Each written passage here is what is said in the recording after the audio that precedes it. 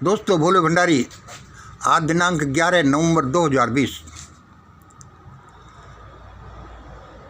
आज का हमारा विषय, मैं सब भाई लोगों को सूचित कर रहा हूँ। आज मैं 2, 5, 10 दिन के लिए एक विशेष अनुष्ठान में, एकांतवास में, एक प्रार्थना के फेज में जा रहा हूँ। इस समय मैं कोई वीडियोज नहीं बनाऊंगा, फ़ोन का लेन देन भी नहीं होगा, मैसेजेज का भी और दूसरी एक्टिविटीज़ भी नहीं होंगी। इस दौरान मेरा कोई वीडियोज नहीं आएगा। दोस्तों, दूसरा पॉइंट हमारा है, कल मुझे एक भयानक सपना आया। मुझे पता नहीं आप लोग स्वप्नों में विश्वास करते कि नहीं है, लेकिन ये स्वप्न प्रकृति एक बड़ी हाई टेक्निक है। यह क्या है कि जीवों को ये बताती है कि क्या होने वाला है, आपके साथ क्या चल रहा है। चलो मैं उस सपने के बारे में बताऊं कि मुझे एक सपना आया। देखो, ये साउथ वेस्ट साइड से, दक्षिणी पश्चिमी साइड से एक भयानक तूफान आ रहा था। एक ऐसा तूफान आया, सफ़ेद तूफान आ रहा था। ऊंची ऊंची तरंगें उठ रही थी, जैसे समुद्र में से एक भयानक तूफान आ गया, बिल्कुल सफ़ेद। लोग डर गए। लोग कहने लगे, भाई ये क्या है? कहा कि भाई यह ओलों का तूफान है, यह बर्फ़ का तूफान है। बहुत लंबा चौड़ा था। सारे लोग डर डर कर अपने घरों में घुसने लगे। हम भी घुसे। तो भाई ये क्या है सपने? बहुत से सपने का ऐसा लगता है रिजल्ट नहीं होता और नहीं भी होता है, लेकिन बहुत से ज़्यादातर सपने तो सही होते हैं। मेरे जीवन में तो सपने सत्य होते हैं। या तो जैसे मुझे दिखा तो मेरा कोई व्यक्तिगत जीवन भी हो सकता है, लेकिन इसकी संभावना कम है। यह एक राष्ट्रीय लेवल पर आने वाला सपना है जो अपना रिजल्ट दिखाएगा। ये भयानक बर्फ़ का सा तूफान हो सकता है कोई आर्थिक, सामाजिक, राजनीतिक, धार्मिक उथल पुथल भयानकता को दर्शाता हो। इसमें प्राकृतिक भी हो सकता है। रात को 12 बजे दिखा, हो सकता है ये इनका समय से संबंध होता है। सुबह सुबह दिखने वाले सपने उसी दिन पूरे हो जाते हैं, और थोड़े पहले दिखने वाले जो लेट दिखते हैं, 12 बजे हुआ तो समझ लो कि 2, 4, 6 महीने में ये सपना सही होगा। दूसरा हमारा पॉइंट है कि जिन हमारे प्रेमी लोगों ने हमें एक आशा दिखाई है, वो ये समझते हैं कि भाई मंगल भाई अच्छा काम कर रहा है, इससे कुछ देश का भला हो जाए, और ये विश्वास रखा है हमने, और एक आध कोई कदम भी बढ़ाया है। कदम क्या कि जैसे वीडियोज़ को देखे हैं, कमेंट किए, शेयर किए, प्रचार किया है, लोगों को बताया भी है, मनन किया है, हमारे साथ बातचीत की हैं। 10 रुपये का कोई पेटीएम भी भेजा हो, ये सोच करके कि भाई ये एक महान प्रोग्राम की तरफ अपन सबका एक कदम है, और इससे ये प्रोग्राम नेशनल लेवल का बनेगा। उन सभी का हम धन्यवाद अदा करते हैं, और सभी को ये मानना है कि ये अपन सबका प्रोग्राम है। देखिए, अब हम कुछ लोगों का नाम दोबारा ले रहे हैं, पर हम जो कहते रहते हैं कि देखो परमात्मा हमको सुझाता रहता है कि भाई अब ये बोलो, ये बोलो। हम जिन लोगों का नाम लेते हैं, यदि किसी को कोई आपत्ति हो तो भाई चुपके से हमें बोल दे, फ़ोन से, मैसेज से, जैसे भी। हम बाद में उनका नाम नहीं लेंगे, क्योंकि उनकी क्यों आइडेंटिटी दूसरों को डिस्क्लोज की जाए। और यदि वे राज़ी हैं तो ठीक हैं, और जैसे उनके लिए काम के लिए कुछ कहा जा रहा है तो काम कोई कंपलसरी नहीं है। वे इच्छुक हों, उनकी आर्थिक, सामाजिक, पारिवारिक परिस्थितियां ये अलाउ करें तो इसमें हिस्सा ले, नहीं तो कोई बात नहीं। ऐसा कोई बंधन नहीं है,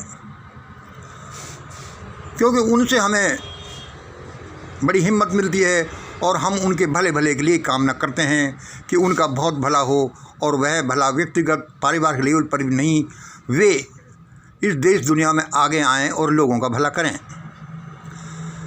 देखो, हमारे ज़्यादा संपर्क में आने वाले और हमारे से ये समझ लो सपोर्टर कुछ हमारे लेडीज हैं, जैसे राजरानी जी, सोनिया एस, सोनिया बी, सरोज, स्वर्ण के, सुमन बी, ये जैसे और भी कुछ लेडियाँ हैं। ये यदि चाहें और भी आगे थोड़ा बहुत काम करना घर बैठे ही, तो इनके नंबर एक दूसरे को दिए जा सकते हैं। ये एक दूसरे से बातें कर लेंगी और ये डिस्कस कर लेंगी कि उनको ये प्रोग्राम क्यों अच्छा लगता है और हम कैसे इसमें अपना सहयोग दे सकते हैं, क्या हमें सहयोग देना चाहिए, इसमें क्या सुधार होना चाहिए। इस तरह से अभी ये टीम लेडीज़ की ही है, 5-7 लेडीज़ हैं। वे चाहें हमें सूचित करें कमेंट्स में, मैसेज में, जैसे भी, तो हम उनके नंबर या उनकी लिंक है जो एक दूसरे को दे देंगे और वे एक दूसरे से कभी कभी बातें कर लेंगी। हम ये नहीं चाहते कि इस चैनल की वजह से किसी के अननेसरली किसी के पारिवारिक व्यक्तिगत जीवन में डिस्टर्ब हो। यदि वे इच्छुक होंगी तो ही ऐसा आगे किया जाएगा। अब हमारा विचार तो कुछ भी हो सकता है, हमारे का क्या है। अच्छा, और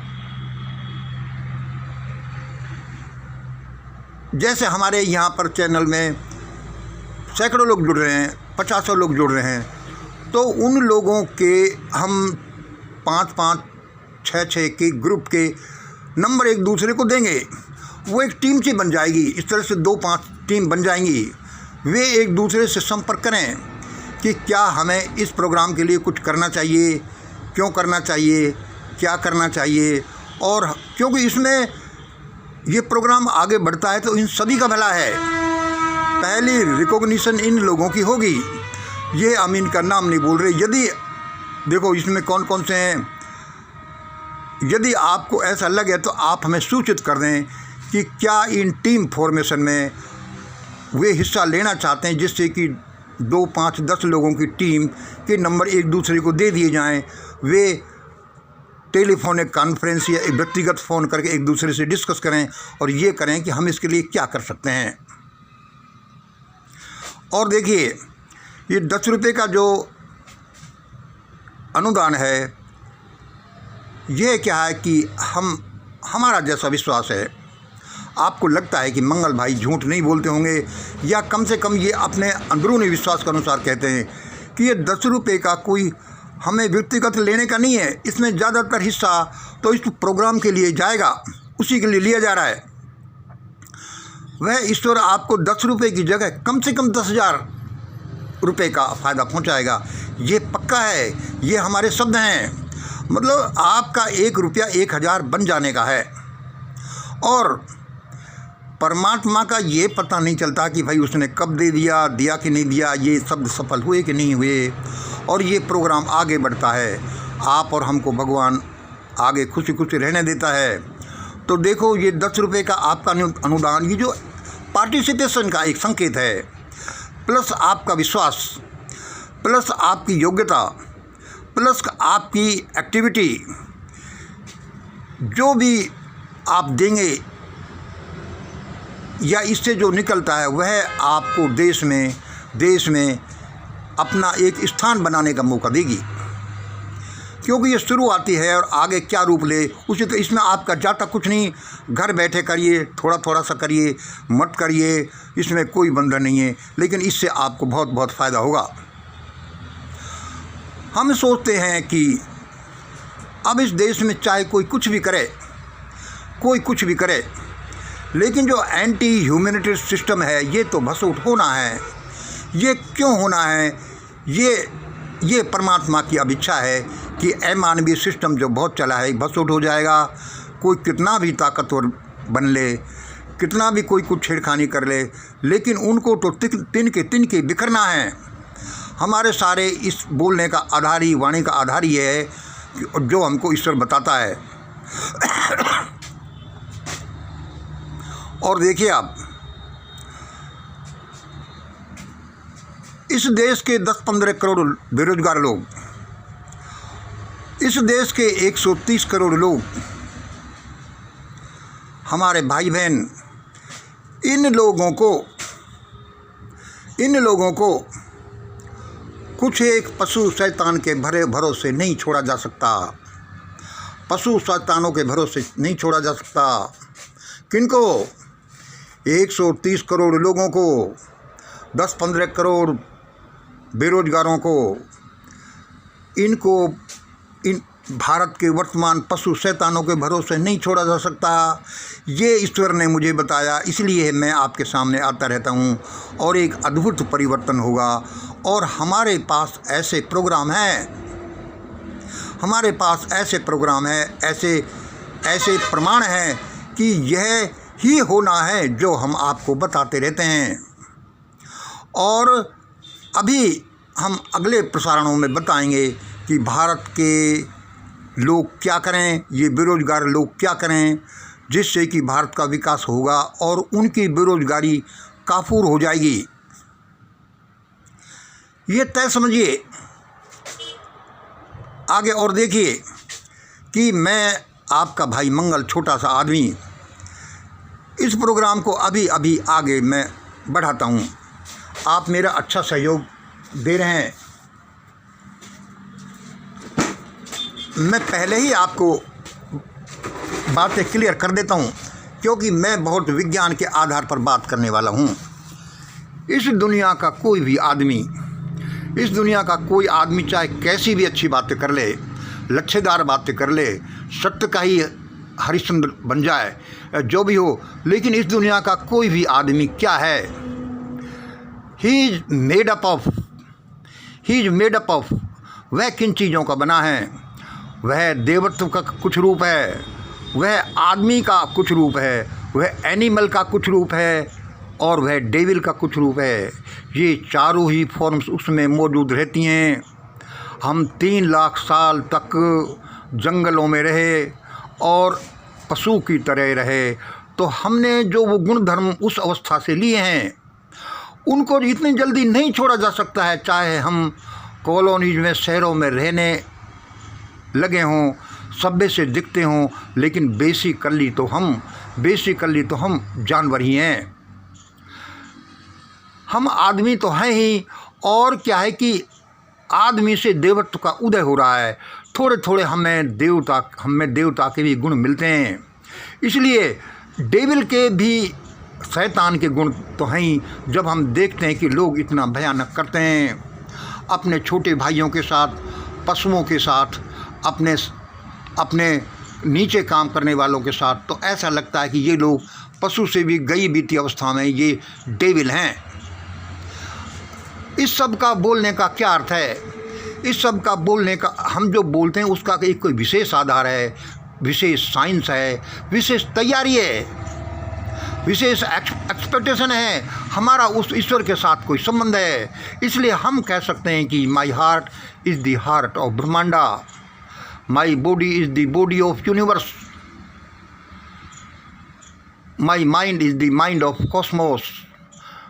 अब ये आप कहते हो कि भाई ये ऐसी ऊंची ऊंची बातें बोलता है। मैं तो कहता हूँ कि सबको ये बातें बोलनी चाहिए, और ये एक साइंटिफिक प्रोसेस है, और ये प्रोसेस होते होते हमको ये अवस्था प्राप्त करनी चाहिए। उस समय हम कह सकते हैं कि ऐसा ऐसा होगा। दूसरे, अब ये देखिए, अभी अभी हमारे सामने थोड़े थोड़े से हमने देखे यूट्यूब में कि भाई वह जीत गया बिहार में, वह जीत गया, वह ऐसा हो गया, उसने ऐसा कर दिया। दोस्तों, एक बात सुन लो, हमारे भारतवर्ष की परिस्थितियाँ ऐसी हैं कि जब तक यहाँ भयानक जूतम पैजार नहीं होगा, सुन लो दिल की सच्ची बात, कैलकुलेशंस की बात, भयानक जूतम पैजार नहीं होगा। जब तक भयानक आफतों से देश नहीं गुजरेगा, जब तक लोग त्राहीमान ये करते करते नहीं होंगे कि भाई अब ये सारा छोड़ो, तभी देश का विकास होना है। इसलिए हम लोगों से कहते हैं कि अभी चेत जाओ, वरना भयानक उथल पुथल, भयानक तकलीफ़ के बाद में भारत के सारे लोगों को सुधरना पड़ेगा, इसमें कोई दो राय नहीं। ऐसे ही जैसे कि जापान कहता था कि मैं सरेंडर नहीं करूँगा, लेकिन 2 एटम बम के बाद ही उसने और पूरी दुनिया ने हथियार डाल दिए कि भाई अब नहीं। भारत में भी ऐसा भयानक हजारों साल से हुआ है कि अब कहीं भयानक जूतम पैजार, भयानक हालातें नहीं बन जाए, भयानक आर्थिक, सामाजिक, राजनीतिक, धार्मिक, प्राकृतिक प्रकोपों में भारत नहीं गिर जाए। और यदि हम नहीं संभले तो गिरेगा। इसलिए सबकी ही ये ड्यूटी है कि देश को बचाया जाए।